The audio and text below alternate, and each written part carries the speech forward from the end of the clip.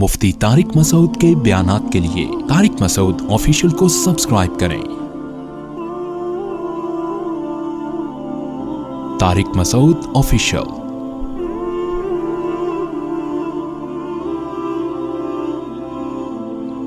अल्लाह ताला ने हमें जो दीन दिया, जो मज़हब दिया, उसमें अल्लाह ने इतना हुस्न रखा है कि हमें किसी और तरफ जाने की ज़रूरत नहीं है। मसाइल वहाँ पैदा होते हैं जहाँ किसी चीज़ को हम या किसी कानून को आधा फॉलो करते हैं। सहाबाए किराम ने जब इस्लाम कबूल किया तो मुकम्मल इस्लाम में दाखिल हुए। अल्लाह ताला ने फरमाया, या अय्युहल्लज़ीना आमनू दुखुलू फिस्सिल्मी काफ़ा, ऐ ईमान वालो इस्लाम में मुकम्मल दाखिल हो जाओ। चूँकि हम इस्लाम में मुकम्मल दाखिल नहीं होते तो बजाय इस्लाम की तबलीग के हमारा अमल इस्लाम की बदनामी का ज़रिया बनता है। वरना इस्लाम में अल्लाह ने इतनी अट्रैक्शन रखी है कि ये मिक़नातीस है, मैग्नेट है जो लोगों को अपनी तरफ खींचता है। हज़रत उमर रज़ी अल्लाह ताला अन्हु फरमाया करते थे कि मन लम यारिफिल जाहिलिया लम यारिफिल इस्लाम, जिसने ज़माने जाहिलियत नहीं देखा, इस्लाम से पहले का ज़माना नहीं देखा, वो इस्लाम के हुस्न और इस्लाम की खूबी को नहीं पहचान सकता। और अब हम चूंकि जाहिलियत ही देख रहे हैं, इस्लाम नहीं देख रहे, तो लिहाजा हम भी इस्लाम की खूबी को नहीं पहचान सकते। पूरा इस्लाम हमें नज़र नहीं आ रहा है।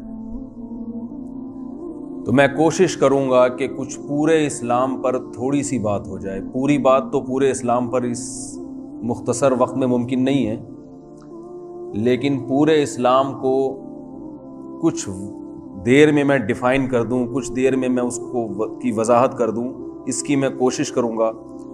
अल्लाह मुझे इस कोशिश में कामयाब फरमाए। और आप ये नीयत कर लें कि इस पूरे इस्लाम को हमने फॉलो करना है। आधा वादा मामला अब छोड़ देना चाहिए। अल्लामा इकबाल ने कहा था ना, दो रंगी छोड़ दे यकरंग हो जा, सरासर मोम या फिर संग हो जा, या इधर हो जा या उधर हो जा। पूरे इस्लाम में सबसे पहली जो चीज है वो अकीदा है, नजरिया है। इस्लाम की इब्तदा यहां से शुरू होती है कि हमें क्यों बनाया गया। देखिए, दुनिया में कोई सफ़र ऐसा नहीं है जिस सफ़र की मंजिल का आपको पहले से इल्म ना हो कि जाना कहाँ है। आप बस में बैठ गए, गाड़ी में बैठ गए, टैक्सी कराई आपने। अब आप टैक्सी में बैठने के बाद ड्राइवर आपसे पूछता है कि कहाँ जाना है। आप कहते हैं चल निकलो, देखेंगे कहाँ जाना है। इससे बड़ा बेवकूफ़ कोई मुसाफिर हो सकता है, कोई पैसेंजर हो सकता है जो बैठने के बाद फैसला करे कि जाना। जुमला कंप्लीट करना पड़ेगा, कहाँ है, ताकि मैं समझूं कि मेरे साथ आप शरीक हैं। तो ये पहले फैसला किया जाता है कि मंजिल कहाँ है। दुनिया भी एक सफर है।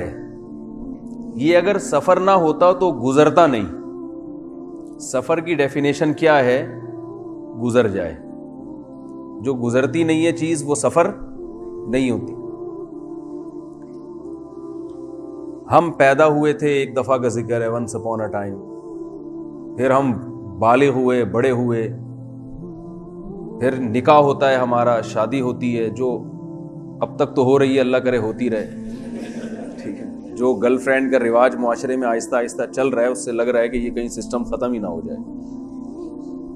तो जब आपकी शादी होती है तो आप सोचा करें, एक दौर था हमारे अब्बा अम्मा की भी शादी हुई थी, हमारे पेरेंट्स की भी शादी हुई थी। एक दौर था हमारे दादा दादी और नाना नानी की भी शादी हुई थी। एक टाइम था हमारे परदादा परदादी परनाना परनानी की भी शादी हुई थी। और एक दौर था जब आदम अलैहिस्सलाम और अम्मा हव्वा की भी शादी हुई थी। کتنی اسپیڈ کے ساتھ، رفتار کے ساتھ یہ زمانہ گزر رہا ہے، اسے روکا نہیں جا سکتا۔ میں یہاں جب آیا نا تو آسٹریلیا کی ہسٹری کے بارے میں کچھ پوچھا تو پتا چلا جی 1780 میں گورے آئے تھے یہاں پہ۔ اب اللہ عالم، مجھے جو بتایا گیا میں اسی کے حساب سے بتا رہا ہوں۔ تو 1780 میں جو گورے آئے تھے وہ اب نہیں ہیں۔ کتنی نسلیں گزر چکی ہیں، پورا ماحول چینج ہو گیا ہے۔ دنیا میں پیسے کے ذریعے کہا جاتا ہے کہ سب کچھ ممکن ہے، مگر وہ ٹائم جو گزر گیا اسے واپس لانا ممکن نہیں ہے۔ ایک سیکنڈ بھی جو گزر گیا وہ بھی قیامت تک واپس نہیں آ سکتا۔ تو یہ ایسا سفر ہے کہ یہ رکنے کا نام ہی نہیں لے رہا ہے۔ آپ اگر ٹیکسی میں بیٹھے اور آپ نے فیصلہ نہیں کیا کہ میں نے جانا کہاں ہے، تو آپ ڈرائیور کو روک دیتے ہیں تھوڑی دیر کے لیے، یار میں ذرا کنفیوز ہوں، میں نے جانا کہاں ہے۔ اب میں انڈا موڑ کی مثال تو دے نہیں سکتا، بہت سے لوگوں کی سمجھ میں نہیں آئے گی۔ تو آپ جو ہے گاڑی میں بیٹھنے کے بعد کنفیوز ہیں کہ یار میں بھول گیا کہاں جانا ہے، تو آپ ڈرائیور کو روک لیں گے، یار تھوڑا گاڑی سائڈ پہ لگاؤ، میں سوچوں میں نے جانا کہاں ہے۔ وہاں آپ روک سکتے ہیں اس سفر کو، اس کے باوجود آپ پہلے طے کرتے ہیں کہ جانا کہاں ہے۔ دنیا کا جو سفر ہے اسے روکنا آپ کے بس میں نہیں ہے، لیکن اس سفر کی منزل کا اگر آپ کو معلوم ہی نہیں ہے تو آپ بتاؤ پھر جس شخص کو یہ معلوم نہیں ہے اس سے بڑا بے وقوف کوئی ہو سکتا ہے کیا؟ اس کو پتہ ہی نہیں ہے کہ میری زندگی کی گاڑی جا کہاں رہی ہے۔ سفر میں جو چیزیں ہماری ضرورت تھی ان کو منزل بنا لیا گیا ہے۔ ایک آدمی سفر کر رہا ہو، اسے سفر میں ضرورت ہوتی ہے، گرمی لگ رہی ہے تو ایئر کنڈیشن کی ضرورت ہے، پانی کی ضرورت ہے، واش روم کی ضرورت پڑتی ہے راستے میں۔ اب اسے منزل کا پتہ نہیں ہے تو اس سے لوگ پوچھ رہے ہیں کہ یار اس ٹیکسی میں، اس جہاز میں، اس کار میں، اس بس میں کیوں بیٹھے ہو؟ تو وہ کہے واش روم جانے کے لیے بیٹھا ہوں، وہ کہے بھائی ٹھنڈا پانی پینے کے لیے بیٹھا ہوں، کہے کولڈ ڈرنک پینے کے لیے بیٹھا ہوں، کیونکہ یہاں یہ سب چیزیں مجھے مل جاتی ہیں آسانی کے ساتھ، مجھے یہ نرم سیٹ ملی ہوئی ہے، اس پہ ٹیک لگانے کے لیے یہاں بیٹھا ہوں میں۔ کتنی بے وقوفی اور حماقت کی بات ہوگی کہ نہیں ہوگی؟ اگر ہوگی تو بول دیں کہ ہوگی۔ تو جب ہم اس دنیا کی زندگی میں سفر کرتے ہیں تو ہمیں گھر بھی چاہیے، ہمیں خوراک بھی چاہیے، ہمیں سواری کے لیے گاڑی بھی چاہیے۔ تو جس کے پاس کوئی منزل نہیں ہوتی، جس کا کوئی ہدف نہیں ہوتا، جس کا کوئی ویژن نہیں ہوتا، وہ انہی چیزوں کو جو ضرورت تھی انہی کو کیا بنا لیتا ہے؟ ہدف بنا لیتا ہے، انہی کو منزل بنا لیتا ہے۔ اور آپ کو پتا ہے کہ سفر جب ختم ہوتا ہے تو اپنی تمام تر لوازمات کے ساتھ ختم ہوتا ہے۔ وہ اگر آپ نے سفر میں اس سیٹ کو منزل بنا لیا کہ بڑی مزیدار نرم سیٹ ہے، یا اس ایئر کنڈیشن کو آپ نے منزل بنا لیا کہ یار یہ بٹن تیز کرتا ہوں تو زیادہ ٹھنڈی ہوا آتی ہے اور لو کرتا ہوں تو میرے حساب سے ٹیمپریچر کو میں مینٹین کرتا ہوں، ایسا زبردست سفر ہے، لہذا یہی میری مقصد حیات یہی ہے۔ تو جب سفر ختم ہوگا اس کے حیات کا مقصد بھی ختم ہو جائے گا۔ اس سے بڑی ناکامی دنیا میں کوئی ہو سکتی ہے کہ آپ نے جس چیز کو منزل بنایا تھا وہی آپ سے چھن جائے۔ اسی وجہ سے ایسا شخص جو اس دنیا کو اپنی منزل بناتا ہے، اللہ اسے سکون کے علاوہ دنیا کی ہر نعمت عطا کرتے ہیں، کیونکہ اس نے ایسی چیز سے دل لگایا اور ایسی چیز کو منزل بنایا جو منزل بنانے کے قابل نہیں ہے۔ تو یہ واحد اسلام ہے جو ہمیں گائیڈ کرتا ہے اور ہمیں اس سوال کا جواب دیتا ہے کہ ہمیں اللہ نے دنیا کے اس سفر میں کیوں بھیجا، ہم کیوں پیدا کیے گئے، ہم کیوں اس دنیا میں آئے اور پھر اس دنیا سے چلے جاتے ہیں، یہ کیوں؟ تو یہ سب سے پہلا اس بارے میں آپ کو اپنا کانسیپٹ کلیئر کرنا پڑے گا، پھر اس حساب سے آپ کو سفر کرنا پڑے گا، ورنہ آپ کا سفر آپ کی خواہشات کے تابع ہو جائے گا۔ گاڑی میں بیٹھنے سے پہلے طے کیا جاتا ہے نا کہاں جانا ہے، اور جہاں جانا ہے پھر ڈائریکشن اسی حساب سے ہوتی ہے کہ نہیں ہوتی؟ بھائی گوگل میپ پہ آپ جہاں آپ نے جانا ہے اس علاقے کا نام پہلے ڈالتے ہیں, گوگل میپ گائیڈ آپ کو بعد میں کرتا ہے, پھر بتاتا ہے یہ ڈائریکشن ہے, پھر لیفٹ پھر رائٹ, ایسا ہی ہے نا.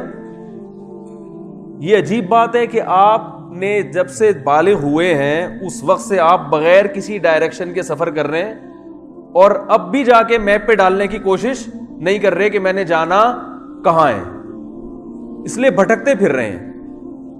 اسی وجہ سے اللہ نے ان لوگوں کے لیے جن کی کوئی منزل نہیں ہے, جنہیں پتہ ہی نہیں ہے کہ ہم کیوں بنائے گئے, ان کی اللہ نے قرآن میں ایک عجیب مثال دی ہے اور بڑی شاندار مثال دی ہے. قرآن میں اللہ نے فرمایا او کظلمات فی بحر لجی یغشاہ موج من فوقہ موج من فوقہ سحاب ظلمات بعضها فوق بعض اذا اخرج یدہ لم یکد یراہا. اللہ نے فرمایا کہ جس کا آخرت پر ایمان نہیں ہے, جس کے پاس گائیڈنس نہیں ہے قرآن کی, کیونکہ قرآن کے علاوہ آپ کو کوئی گائیڈ کرتا ہی نہیں ہے, قرآن کے علاوہ آپ کو کوئی بتاتا ہی نہیں ہے کہ آپ کا ہدف کیا ہے, آپ کی منزل کیا ہے. یہ نہ آپ کو فزکس کی کتاب بتائے گی, نہ کیمسٹری میں پتہ چلے گا, نہ آپ کو بایولوجی بتائے گی. کوئی دنیا کی یونیورسٹی, کوئی دنیا کی بک ایسی نہیں ہے جو آپ کو بتائے کہ آپ کو پیدا کیوں کیا گیا ہے. کوئی ہے بتائیں, کوئی کتاب ہے دنیا میں؟ کوئی بھی کتاب نہیں ہے. تو اللہ فرماتے ہیں جس کے پاس اس سوال کا جواب نہیں ہے کہ ہمیں کیوں بنایا گیا, جس کے پاس اس سوال کا جواب نہیں ہے, اس کی اللہ نے مثال دی ہے کہ ایک شخص سمندر کی تہ میں, اندھیرا ہوتا ہے نا سمندر کی بہت زیادہ گہرائی میں, اور سمندر بھی ایسا جو گہرا, اور سمندر کے اوپر لہریں, لہروں کے اوپر لہریں, اور پھر اس کے اوپر اندھیرے, یعنی رات کا وقت ہے, سورج اور چاند اور ستاروں کی روشنی بھی نہیں پہنچ رہی, اور ظلمات بعضها فوق بعض. قرآن نے مثال دی ہے کہ جیسے اندھیروں کے اوپر اندھیرے چڑھے ہوئے ہیں, اتنا گھپ اندھیرا. اس اندھیرے میں اذا اخرج یدہ لم یکد یراہا, ایک شخص اگر اپنا ہاتھ نکال کے دیکھنے کی کوشش کرتا ہے تو وہ بھی اسے نظر نہیں آتا. ہاتھ کی مثال اس لیے دی ہے, جس کی قریب کی نظر کمزور ہوتی ہے وہ اپنے ہاتھ کو بآسانی دور کر لیتا ہے, جس کی دور کی نظر کمزور ہوتی ہے وہ ہاتھ کو بآسانی قریب کر لیتا ہے. تو اللہ فرماتے ہیں ہاتھ نظر آنا تو دور کی بات, لم یکد, جو عربی جانتے ہیں انہیں اس آیت کا ترجمہ معلوم ہے, لم یکد یراہا, اس بات کا امکان ہی نہیں ہے کہ اپنے ہاتھ کو بھی دیکھ لے. اتنے اندھیروں میں کوئی شخص کھڑا ہوا ہو تو آپ بتائیں اسے کیسے پتا چلے گا کہ میں نے جانا کس طرف ہے, اور اس کی قسم پرسی کا عالم اور حیرانگی کا عالم کیا ہوگا, وہ کس قدر اسٹریس اور ڈپریشن میں ہوگا, اسے پتہ ہی نہیں ہے کہ جانا کہاں ہے. تو جس کے پاس گائیڈنس نہیں ہے, جسے یہی نہیں پتا کہ مجھے کیوں بنایا گیا, اس کی مثال بالکل ایسے ہوتی ہے. اسے پتہ ہی نہیں ہے کہ میں نے جانا کہاں ہے. تبھی آپ دیکھیں ٹینشن, اسٹریس, ہر دوسرا آدمی ڈپریشن کی گولیاں کھا رہا ہے, پریشان ہے وہ. ابھی کرونا وائرس سے وائرس نے اتنا پریشان نہیں کیا جتنا وائرس کے خوف نے پریشان کر دیا ہے. بھائی مر جائیں گے نا زیادہ سے زیادہ, یہی ہوگا نا. تو 2.5-3 لاکھ لوگ تو ویسے ہی مر جاتے ہیں دنیا میں. اللہ نہ کرے کوئی مرے, اللہ سب کو حیات اور زندگی دے. لیکن وجہ کیا ہے کہ جو سفر تھا اسی کو کیا بنا لیا اصل. اب اسٹاپ کے آنے سے ڈر رہے ہیں بھائی, آپ ٹرین میں جا رہے ہیں, اسٹیشن آنے سے ڈر رہے ہیں کہ یار اترنا نہ پڑ جائے کہیں. میرے خیال میں سمجھا نہیں پا رہا اپنی بات. آپ جہاز میں جا رہے ہیں, جہاز کے لینڈ کرنے سے ڈر رہے ہیں کہ یار اتر نہ جائے.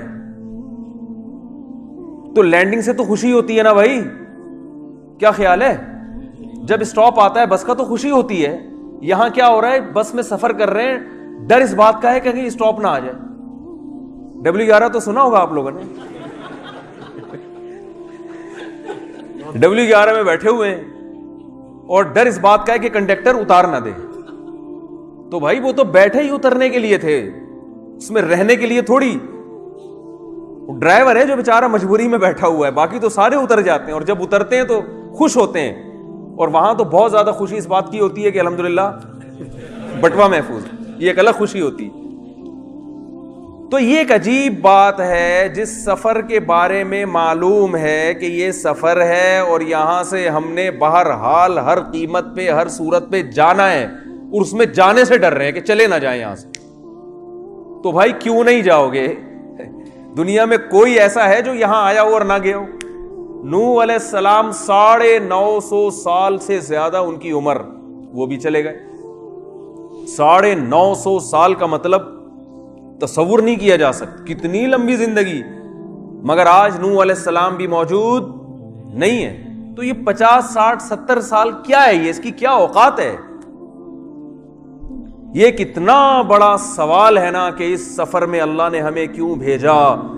اتنا اہم ترین انسانی زندگی کا سوال ہے کہ انسان کو بالغ ہونے کے بعد سب سے پہلے اس سوال کا جواب تلاش کرنا چاہیے تھا، لیکن انسان دنیا کے عیش و عشرت میں اور سفر کی مستیوں میں پڑھ کر اسی سوال کا جواب تلاش کرنے سے قاصر رہتا ہے، اسی سوال کا جواب تلاش نہیں کرتا وہ۔ تو پیغمبر دنیا میں انسان کو اس سوال کی اہمیت بتانے اور اس کا جواب دینے کے لیے دنیا میں آتے ہیں، اور پیغمبروں کے دنیا سے جانے کے بعد علماء اور مبلغین پیغمبروں کی دعوت لوگوں تک پہنچاتے ہیں۔